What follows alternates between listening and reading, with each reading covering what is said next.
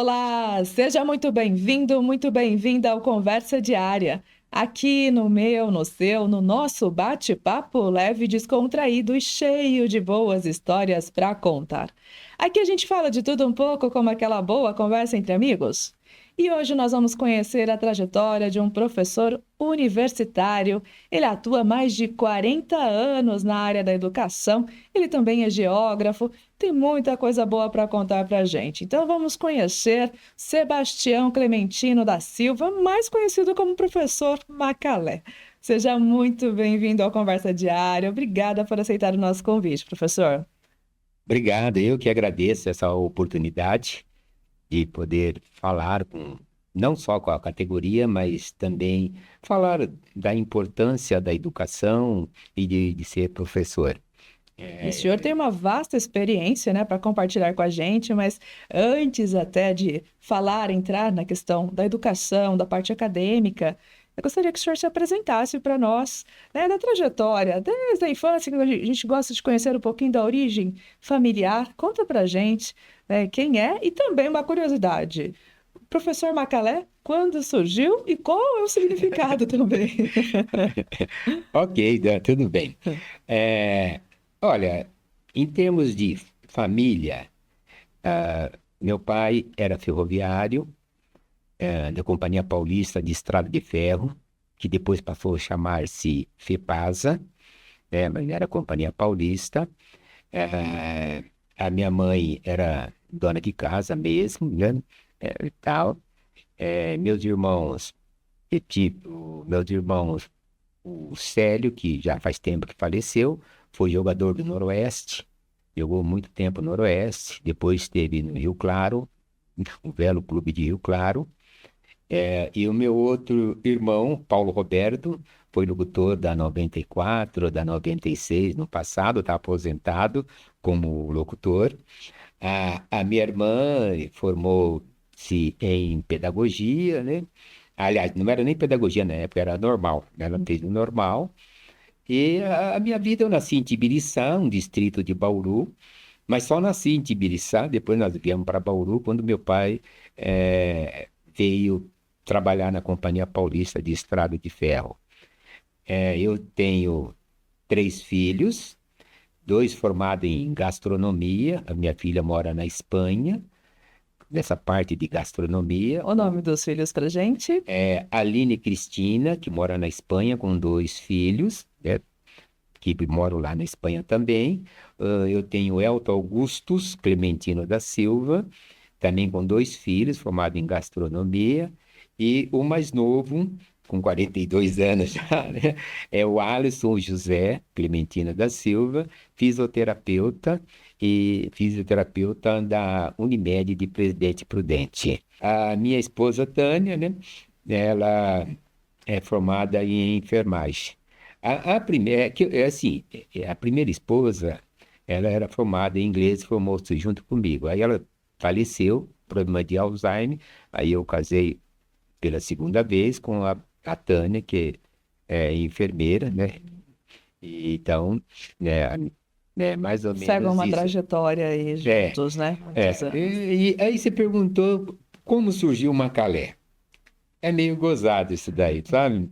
Na época, eu era, assim, jogava no amador da cidade, né? Futebol de campo. E eu morava na Bela Vista, na Olavo Bilac. Ali, hoje, onde era o nosso campinho, é um colégio estadual na Olavo Bilac. E na época também veio para o São Paulo um jogador chamado Tião Macalé. Ele veio do Botafogo, contratado pelo São Paulo. E como eu jogava bola no juvenil ainda, né, não era nem amador na época, eh, e eu, né, meu nome é Sebastião, e aí, garoto, você sabe, né? Garoto inventa apelido para todo mundo. E aí eles acharam, poxa, você parece que o Tião Macalé, viu? E começou, ô, Tião Macalé, Tião Macalé. E aí pegou a questão de Tião Macalé.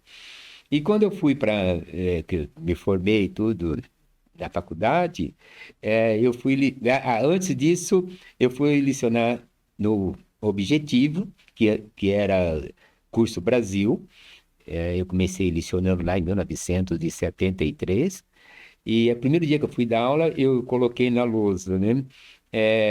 Professor Sebastião, entre parênteses, eu pus Macalé, né? Aí um aluno perguntou, falou, pô, tinha um Macalé? O que que é? Tinha um Macalé? Eu falei, não, é que eu jogava bola. E aí, eu tirei o professor, ficou só Macalé.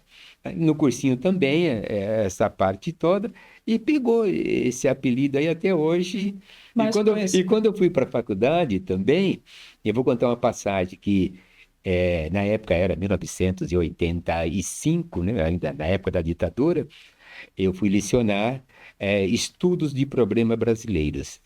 Todo, naquela época, todos os alunos eram obrigados a fazer estudo de problema brasileiro nas faculdades.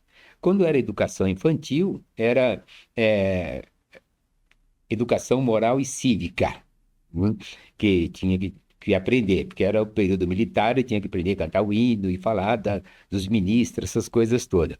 Eu lembro que quando eu estava lecionando já na faculdade, né, em 1984, é, é, no exame ficaram os alunos, eu dei uns trabalhos, 223 alunos, e eu formava grupos assim, olha, pode ser 20 de cada grupo aí, para fazer a apresentação, das apresentações. E aí eu escolhia um aluno. Eu falava, olha, a nota desse aluno vai ser a nota de todos, porque senão tem aquela turminha que não faz nada, né? Não faz nada.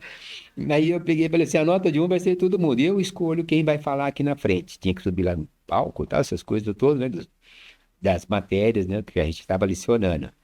E teve uma época que ficou um grupo lá, aliás, ficou um grupo de 25 alunos e eles ficaram para exame. Aí no corredor da faculdade, o aluno falou assim, "Ô, professor, eu fiquei sabendo que o senhor não vai mais dar aula o ano que vem, e, poxa, eu fiquei por meio ponto. Dá meio ponto para eu passar, para não fazer exame, né? Porque o ano que vem vai dar aula um professor chamado Sebastião." Eu falei, então, o Sebastião sou eu. Você vai ficar de DP se você continuar assim. Aí ele falou assim, mas o senhor não é uma Macalé? Eu falei, não, esse é meu apelido. E a irmã Elvira, né, que era a reitora da época, ela falou assim, na hora de colocar os professores das disciplinas, ela, em vez de colocar professor Macalé, ela falou, Macalé, eu vou colocar Sebastião, né? Pô, seu nome é Sebastião. Aí, então os alunos começaram a fazer confusão. Então é uma passagem assim gostosa. interessante, muito bacana É. mesmo. E quando que o senhor descobriu que iria para essa área da educação, né? Porque o senhor puxou a fila da família, inclusive para ir para a graduação, para estudar, né, para o ensino superior. E aí, de repente, o senhor também passou a lecionar. Em que momento que o senhor se percebeu que Olha, seria para uma vida toda? eu tenho a trajetória de criança assim, humilde, de família também humilde. Inicialmente, eu entrei na chamada Polícia Mirim. Tinha Polícia Mirim na época, e eu entrei na Polícia Mirim. E fiquei uma temporada na Polícia Mirim. E na época, a Polícia Mirim é como tem agora, vai fazer estágio nas empresas, né? Se a empresa contratar, essas coisas todas. E na época, eu fui fazer estágio no escritório de contabilidade do senhor Silvio Pedroso, ali na Drogazil, no quinto andar. E aí eu fiquei lá como legionário, Polícia Mirim. Aí, passado um tempo, ele falou: "Ó, você não quer já sair da Mirim, ficar trabalhando aqui? Você vai aprender sobre contabilidade." E na época, só que você tem que fazer um curso de caligrafia. Minha letra não era bonita, não, né? Eu tenho que fazer um curso de caligrafia. Vai na escola de Franco, do Paulo de Franco, que tinha aqui em Bauru, ali em cima do Banespa. Não esse Banespa que tem ali na Rio Branco, aqui, olha, né? Banespa que ficava ali na 1º de agosto com a 13 de maio. E aí, lá no terceiro andar, tinha lá a escola de Franco para fazer. Falou, vai aprender, porque na época não tinha essas coisas toda digital. E você tinha que trabalhar, fazer a escrituração do diário da contabilidade. Então tinha que ser letra gótica, letra francesa, tá? Tem que fazer todos aqueles trabalhos, igual de diploma, assim, sabe quando você tem que ir para aquela letra bonita? E aí eu fui fazer e trabalhei no escritório. Depois de um período, eles já tanto o irmão do meu patrão, o Roberto, ele falou assim, eu vou fazer direito. Aí todo mundo no escritório ia fazer direito. Aí eu falei, não sei não, eu vou fazer geografia. Ele falou, pô, você trabalha no escritório de contabilidade, pô, faz essa parte de ser contador, essas coisas todas. Eu falei, olha, não, porque professor, na época, ele tinha, assim, as férias e mais o recesso. Eu falei, poxa, eles têm 60 dias de férias, eu quero isso aí, né? Aí foi que eu fiz a matrícula, na antiga Fafil, né? Isso daí era 1970, e passei. Então, eu fui o único do escritório que foi para a área, né, da educação. E aí, estou lá até hoje, está com uns 42 anos, já vai para 43, e isso na universidade. Se pegar o tempo também que eu dei aula no Estado, né, como ACT, naquele tempo usava o termo ACT, que não era contratado, até que eu fiz o concurso, na época, eu e a minha primeira esposa, né, a Ivone, ela passou, teve que assumir em Barueri, e eu tive que assumir em, né, Capão Bonito, lá perto de Itapetininga, ali descendo o Votorantim. E eu falei, e eu já estava lecionando no Prevê Objetivo. Eu falei, mas eu vou lá naquela cidadezinha ganhar esse salário do Estado. Aí tinha um supervisor de ensino, Brasil, ele até faleceu, ele falou assim, Macalé, ninguém é para sempre. Você está aqui trabalhando no Objetivo, um dia eles podem dispensar. E no Estado, você tem uma categoria para sempre. Vai lá fazer. Eu falei, o Estado paga muito pouco, sei lá o quê, sou professor de cursinho, sabe aquela história de Sim. achando que você é tanta coisa. Mas ele insistiu tanto, e a minha professora Nália também da faculdade, ela falou, vai lá fazer. Eu fiz, passei, e eu assumi lá em Capão Bonito, veja lá, Capão Bonito, lá, até consegui a transferência para Bauru. Então, em termos de curso universitário, eu fui o primeiro da família, depois veio meu primo, né, Toninho, Antônio de Barro, filho do meu tio e da minha tia Lourdes, é, Foi e puxando foi a puxando. família E toda ele foi para até. direito e depois ele foi licionar também. Ele licionou um pouco no São Francisco e como é da mesma instituição, Uhum. ele foi para a faculdade. Ele é muito teólogo, assim, ele é teólogo, assim, sabe? E ele foi dar teologia na Fafil na época. E em relação à geografia, o que que ela te ensinou em relação ao mundo e às pessoas? Eu quero puxar o gancho também sobre o livro que Ah, escreveu. Conta pra gente essa particularidade. E se tem alguma particularidade também para falar sobre o livro que possa compartilhar pra gente. tá bom. Em termos de geografia, é que geografia é o estudo do espaço, as contradições sociais e política. E então, como fui sempre gostei de ler, eu achava que a geografia tinha. Eu falei, podia fazer história. Mas eu falei, eu vou fazer geografia porque a geografia faz a relação do espaço, contextualiza o espaço, vê essas contradições urbanas, vê a distribuição das estruturas da parte da Terra. Aí eu fui para a geografia, depois que eu fui fazer ciências sociais. Então, a geografia, ela traz uma visão muito ampla.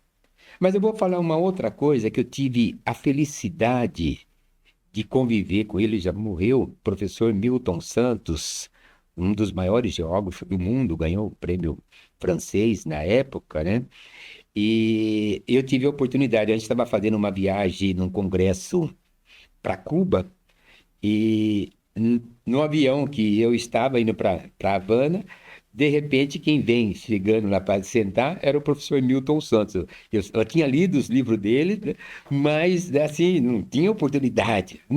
E aí, quando eu falei, nossa, ele veio, pediu licença, sentou ao meu lado, 10 horas saindo, né, de Congonhas, né, para chegar até Havana, e fomos conversando. Foi uma amizade assim, né, importantíssima.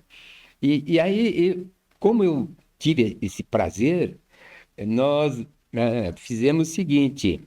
Ele foi falando muito da questão urbana, porque ele era muito dessa questão urbana. Então, eu fui aprendendo bastante. E depois nós tivemos mais um encontro em Curitiba, em 1998, e eu também faço parte da AGB, Associação dos Geógrafos de Bauru. Eu faço parte da GP também, que O eu não senhor tem falei. muita coisa a contar para gente aqui, com certeza. Esse É, tempinho é só para deixar todos com.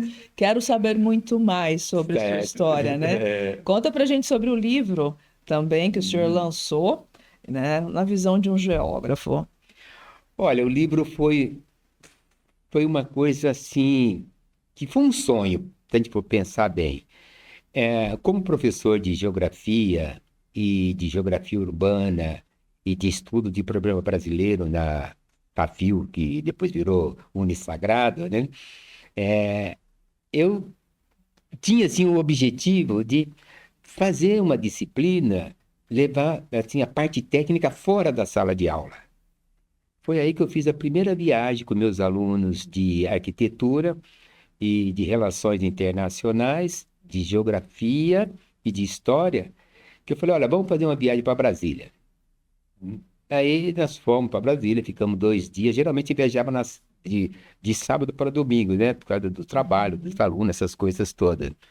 E fomos para Brasília para conhecer Brasília, né? E visitar o Itamaraty, a Praça dos Três Poderes. E aí foi. Mas eu fiz isso durante 10 anos. Deu E tão deu certo. certo que os alunos, "Ô, não vamos para Brasília, né? O aluno fazia matrícula lá, professor, e a viagem para Brasília?" A gente levava também para Curitiba. Para Curitiba eu levava mais os geógrafos.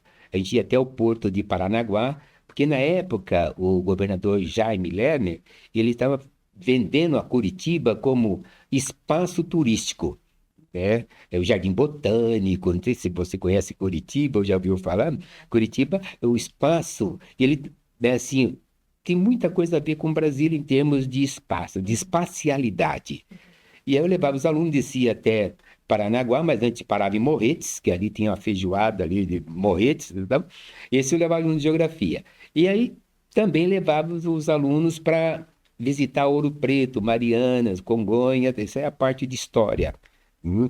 Então a geografia dá essa amplitude.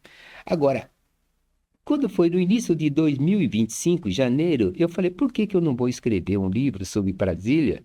Porque eu visitei durante 10 anos Brasília, né?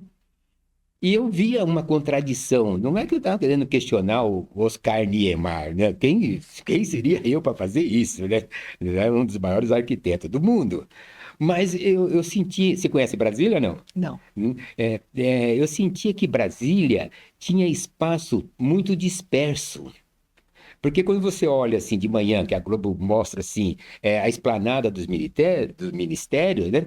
Parece soldadinho, né? Aqueles predinhos tudo ali, aquele verde e tal. E aí, quando você vai a Brasília, todo mundo fala assim, que lá foi um pássaro. No estudo que eu fiz, assim, alguns livros da historiadora da UNB, da Universidade de Brasília, ele fala que Brasília tem muito a ver com o ibis. Ibis é um pássaro que só tinha no Egito, né? E muitos acham que Brasília parece um avião, né? Já olhei assim, é um avião. Então eu fiz toda essa análise e olhei assim, o espaço em Brasília ele é muito disperso. Ele não tem assim faixa, porque Brasília foi feito no século XX. E na época era aquela visão de carro em alta velocidade. Quando Oscar Niemeyer, em 1956, começou com JK a fazer a construção de Brasília, né? Então, Brasília tem aquelas ruas largas e também não tem nome assim histórico. Asa Norte, você pode ouvir Asa Norte, Asa Sul, WC. Então, eu acho que tanto Juscelino como Oscar Niemeyer, eles queriam não falar de história, O senhor trouxe um olhar um no olhar livro. diferente para isso daí. E para quem quer conhecer o livro, né, como que faz para ter acesso, para conhecer assim, Olha, né, ele desse seu está à olhar? venda no Mercado Livre, O nome do livro para né? gente? É, Brasília na visão de um geógrafo. Certo. E ali eu falo Brasília mística, a Brasília em relação à espacialidade, porque Brasília, quando você olha aquele cerradão, você vê ele disperso. Não tem um lugar para você fazer caminhada. Porque eu estou lendo um livro agora de um arquiteto americano, né? E ele fala que hoje, no século XXI, a cidade tem que ser feita para as pessoas, não para carro. Século XIX, século XX, você pode notar as calçadas são estreitas, certo? Muitos viadutos e as ruas largas. Quer dizer, todo o espaço para o poderoso carro. Então, a Europa já está saindo desse sistema. Seria para a pessoa andar de bicicleta, fazer caminhada, né, ciclovias, ciclofaixa. Brasília não tem isso. Então, quando você passa naquelas avenidas largas, você tem que passar correndo, porque os carros vêm em alta velocidade. Então, ela, Interessante. ela é bonita. Brasília, eu falo assim, eu falo Brasília Distrito Federal, porque o pessoal confunde. A capital do país não é Brasília, é o Distrito Federal que fica em Brasília. Certo? Daí você pergunta aí, fala, mas é Brasília. Não, não, não, peraí, olha na Constituição, tu vai ver. Então, foi esse o objetivo, de lançar esse livro e para mostrar uma outra visão. Excelente. Olha, importante, inclusive, as considerações que faz para nós aqui, traz, né? Gostaria de saber também, Macalé, como professor, né, universitário, ao longo da sua trajetória, o que significa para o senhor ser professor e também no Brasil? Qual que é o significado do professor no nosso país? Antes, nós vamos precisar ir para um rápido intervalo e o senhor responde para a gente logo mais, tá bom? Ah, obrigado, tá bom. Então, nós vamos para esse rápido intervalo, mas voltamos já. Você não saia daí, continue com a gente. Até mais.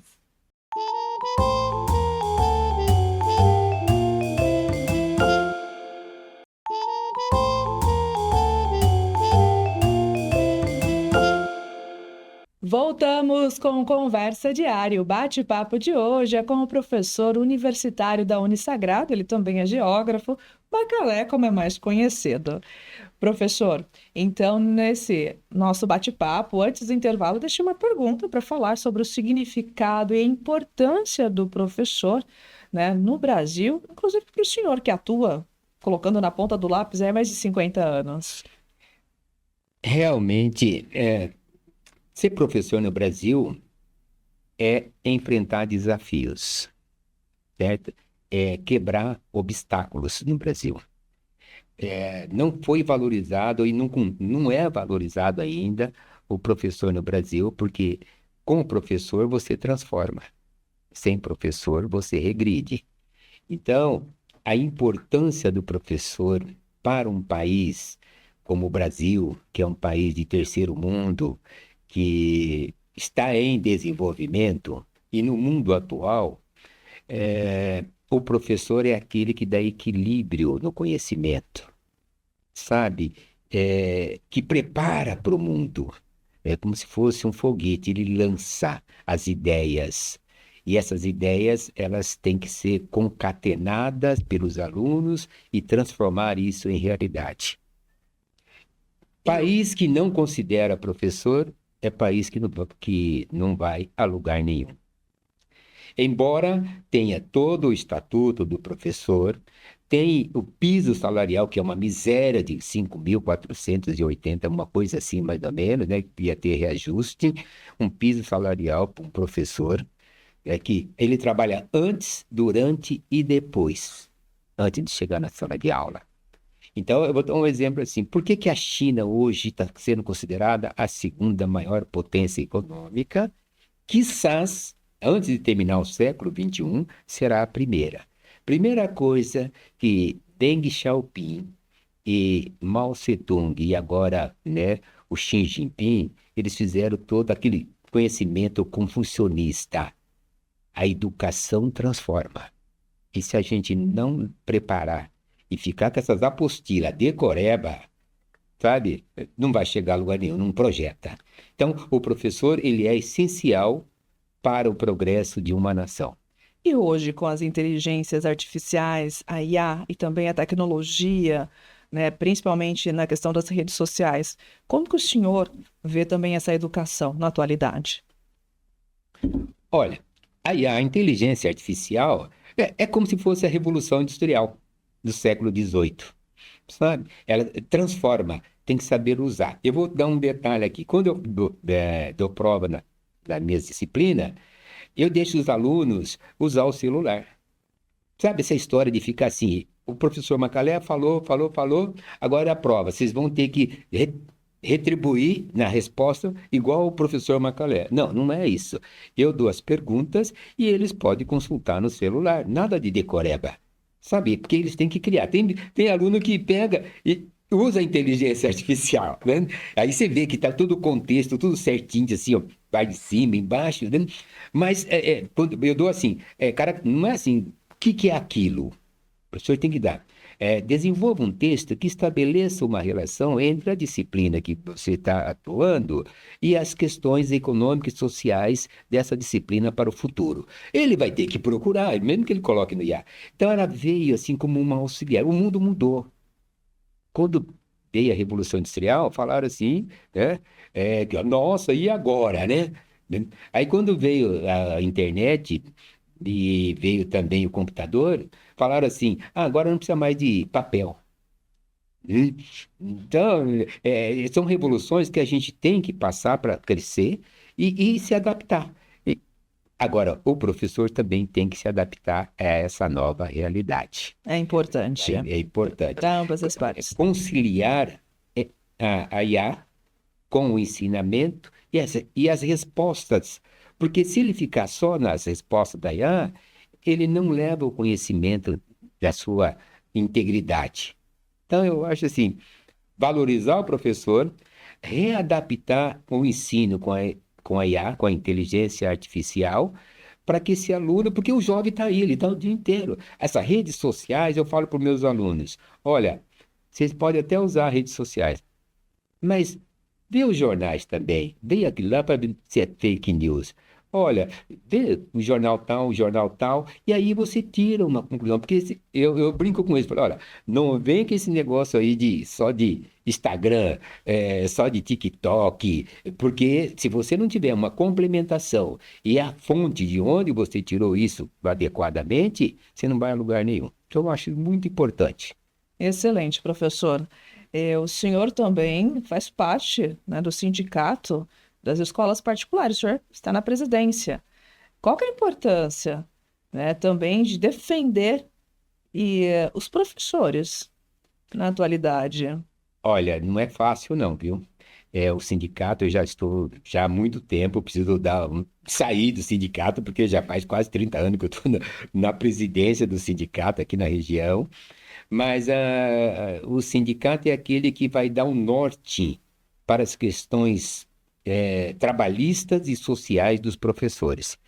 Ele realimenta assim, a CLT, complementa, aliás, a CLT e também a nossa Constituição de 5 de outubro de 1988. Então, a gente amplia, né? Esse é o papel não só do meu sindicato, dos professores, mas a importância do sindicato. Ele congrega as comunidades de cada categoria. É importante estabelecer essa relação, né? Essa convivência. É importante também você receber dos filiados perguntas para que você faça assim, uma convenção coletiva que seja adequada àquela categoria. Essa participação dos filiados faz a diferença. Muita diferença.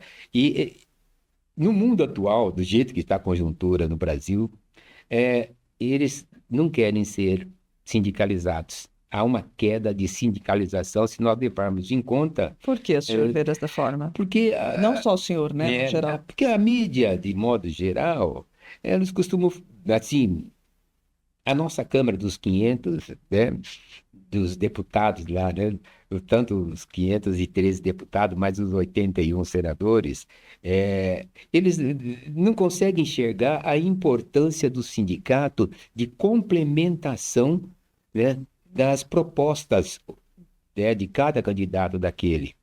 Então, eles costumam falar assim, sindicato só serve para atrapalhar, para formar confusão. Mas não é isso. O sindicato, ele complementa as leis estabelecidas pelo Congresso. É isso. E o professor tem que ficar atento a essa situação e colaborar mais com o sindicato, discutir mais, porque ele está próximo. Ele não é o deputado que vem de 4 em 4 anos, né, falar com você. Ele não é o vereador que vai de 4 em 4 anos para dizer, olha, eu vou fazer um projetinho aqui. Não, não, não. Ele está ali aberto.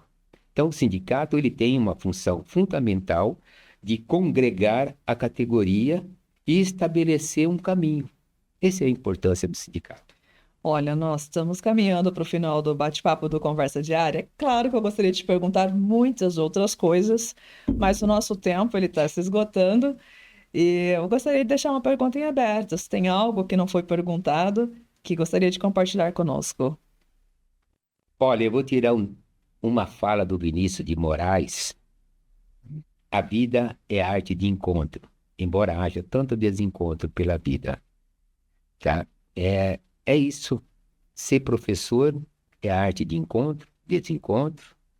Ser professor é dedicação exclusiva, é ser um sonhador da realidade para transformar o mundo. Se pensar desse jeito, o Brasil um dia será uma grande nação. Professor é muito importante para todos nós, para todas as profissões, né, para o ser humano, enfim, que as pessoas aprendam a valorizar realmente, né, cada profissional.